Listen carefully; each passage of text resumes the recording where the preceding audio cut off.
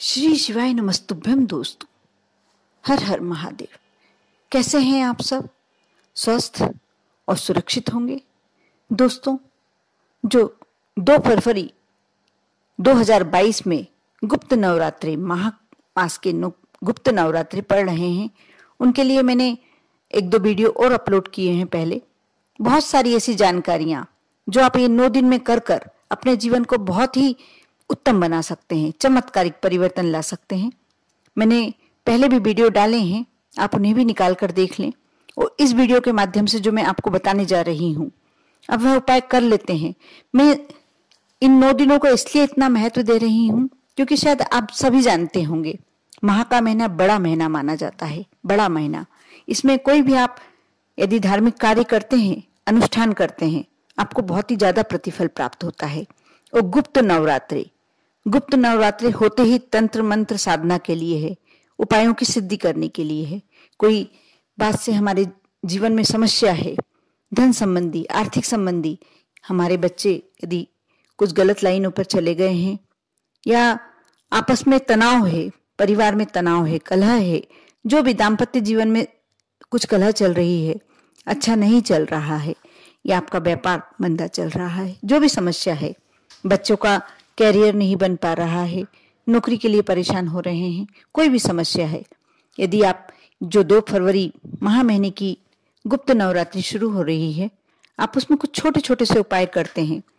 मैं अपने वीडियो के माध्यम से बहुत ही साधारण सी बातें आपको कोशिश करती हूँ कि बताऊं, जिससे आप अपने इष्ट को प्रसन्न कर सकें और अपने जीवन को सहज और सरल बना सकें। आज मैं जो बताने वाली हूँ, आप सुनकर आपको आश्चर्य होगा कि आप सिर्फ ये कार्य कर भी माँ को कैसे प्रसन्न कर सकते हैं। आप इस गुप्त नवरात्रि पर यदि 9 दिन पूजन करते हैं अपने घर में तो श्रेष्ठ, यदि नहीं कर पाते तो कोई जरूरी नहीं है, ये आपके पारिवारिक मामला है। आप जो कर सकते हैं, क्योंकि बहुत सारी परेशानियां होती हैं, हम करना सब चाहते हैं लेकिन हो नहीं पाता। इसलिए मैं इसके लिए आपसे नहीं फोर्स करूंगी कि आपको 9 दिन माता की चौकी बिठाएं या पूजन कराएं। ये कोई, मैं अपनी तरफ से कोई आपको इंसिस्ट नहीं करूंगी, लेकिन जो मैं उपाय बताने जा रही हूँ, आप बिना माता की चौकी बिठाए या बिना माता की 9 दिन अखंड ज्योत जलाए हुए भी कर सकते हैं। अभी मैंने इससे पहले मधुमक्खी के छत्ते का कुछ उपाय शेयर किया था, उसमें किसी ने प्रश्न पूछा है, मैं उसका भी उत्तर इसके माध्यम से देना चाहूंगी कि हम अखंड ज्योत जलाते हैं या माँ के सामने दीपक जलाते हैं, उसके साथ वह भी जला सकते हैं क्या? जो छत्ते का दीपक बनाया हुआ है, बिल्कुल जला सकते हैं, कोई प्रॉब्लम नहीं है। उसको वैसे भी आपको एक प्लेट में रखकर जलाना होगा, क्योंकि मोम होता है तो वह जल जाता है।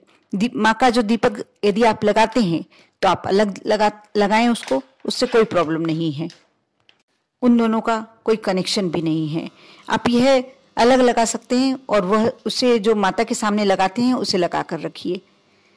दूसरी बात जो मैं बताने जा रही हूँ, आप माता की कैसी भी पूजन करते हैं, आप माता के लिए को चुनरी चढ़ाते होंगे, यदि नहीं चढ़ा पाते तो कलावे का आप वस्त्र चढ़ा सकते हैं।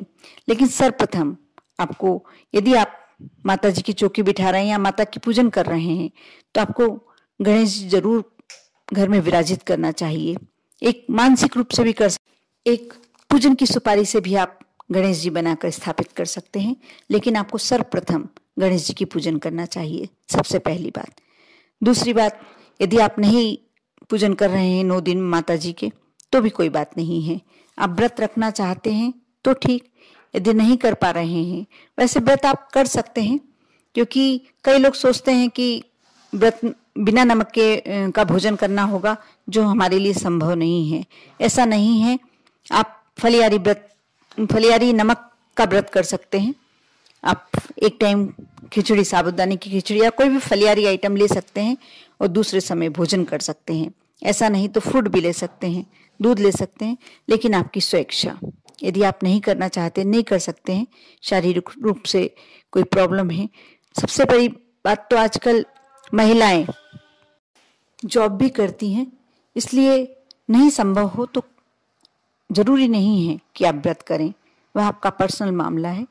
लेकिन आप 9 दिन, जो ये गुप्त नवरात्रि के 9 दिन शुरू हो रहे हैं 2 फरवरी से, आप उसमें यदि आप घर में पूजन करते हैं तो ठीक है, नहीं करते तो भी कुछ कार्य ऐसे करें जिससे आपका जीवन बहुत ही सरल हो जाए, सहज हो जाए और सारी माता रानी की कृपा आप पर बरसने लगे। आप 9 दिन तक जो गुलाबी गुलाल होता है, हम होली में इस्तेमाल करते हैं, माता रानी को बहुत ही ज़्यादा प्रिय होता है। आप चुटकी भर, यदि आपके घर में कोई भी माता रानी की तो तस्वीर लगा के रखी ही होगी, प्रतिमा तो होती नहीं है।